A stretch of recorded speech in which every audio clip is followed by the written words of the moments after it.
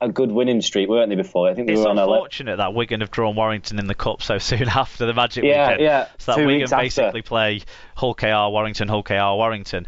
But so for Wigan and Warrington fans, it becomes a bit tiresome. But yeah, I think that some sort of seeding for the way the fixtures are drawn wouldn't necessarily be a bad idea, but you could still have an open draw aspect to it. It gives you an extra occasion, doesn't it? In the fixture release, you could as part of the fixture release do Magic Weekend first before you release any other fixtures, and have an open draw and group the teams into, say, the top 4, the middle 4, and the bottom 4 from last year, and then draw the balls out so that you're still retaining a bit of competitiveness based on the previous season's positions, but you're also leaving a bit of interest and scope out there for it to be an event for people for the sport to publicise itself. It gets Magic Weekend right on the map straight away because people are tuning in, and straight off the back of that, you've got your ticket deals, your hotel deals, your packages, and all those sorts of things for fans that you can start selling straight away before, possibly even a month or so before season tickets are being bought, which could help. I think that's a good idea. It is about the competitiveness, I think. Yeah, I think it's a good idea, getting it more competitive. Right, it's all about the competition. That if you're watching a game and you'll go, well, I don't know. Huddersfield-Wakefield, I didn't know who was going to win that, so I was interested to watch it. Whereas if you're watching before the game, again, I go back to St Helens. Go back to St Helens witness. Before the game was out, Saints going to win, so I'm not too bothered about this one. But Hull FC or Hull KR, Salford Catalan, because they're close to each other in the league.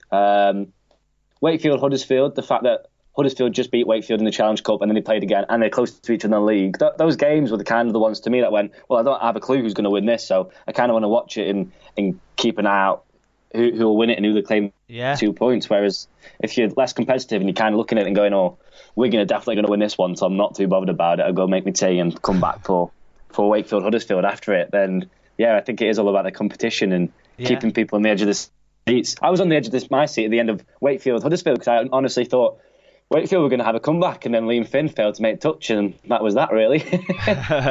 No, that was an exciting finish, certainly. And the first half of the Salford Catalan game was very interesting, and I mean, the Hull FC Hull KR game was probably interesting in other ways because of the derby aspect. You know, if you pull up a fixture like that, but I wouldn't. But those fans talked all off-season about too many games against each other. Why do we have to play each other at Magic? You know, they've still drawn big crowds for Hull FC and for Hull KR at Magic weekends, in the weekends where they've not played each other. No, I think you've come up with a really sharp idea about making it more competitive, and I think if the game thought a bit more about those couple of things, I think we've had a constructive chat here, Josh, and I think it's going to really help the decision makers who are obviously going to listen to this. Do you think we should send it to Eddie Hearn and Rimmer and see if they'll listen to us? I think Eddie Hearn's going to listen to us as much as he's going to listen to Rimmer, but we shall see. Yep. Okay, it's been great chatting to you. Before I let you go, do you want to plug anything of yourself? Where can people find you if they want to follow you on Twitter and follow your burgeoning journalistic career? I'm currently in placement at Rugby League, so if you want to follow me on Twitter, it's Josh MC Sport, last name being McAllister, so I've got a mixed sport, but Josh MC Sport is. That's good stuff. And are you still running the RL Latest account? Is that still operating? I am, it's just me on RL Latest, tweeting as much as I can. You know, it's just a fan account, I don't make any money off it, so I'm doing the best I can with that and getting as much experience as I can and talking to other fans. And that's where half of the things I've said, I'm just probably repeating what I've read on Twitter. I probably have about one original idea in Rugby League every 100, because 99 of them I just read on Rugby League Latest.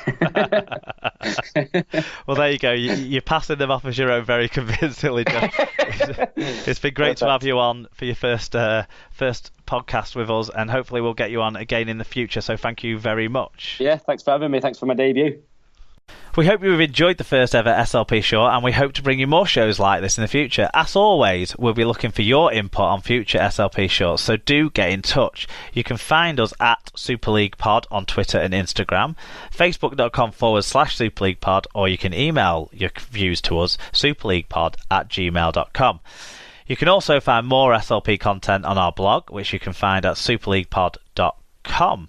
And you can find the main weekly show and subscribe through Spreaker, iTunes or YouTube, and on the Podcast Addict app. You can also find us on the Leaguecast Android app with some other top Rugby League listens. We want to thank you for listening, and until you hear from us again, keep enjoying and supporting the greatest game of all, Rugby League.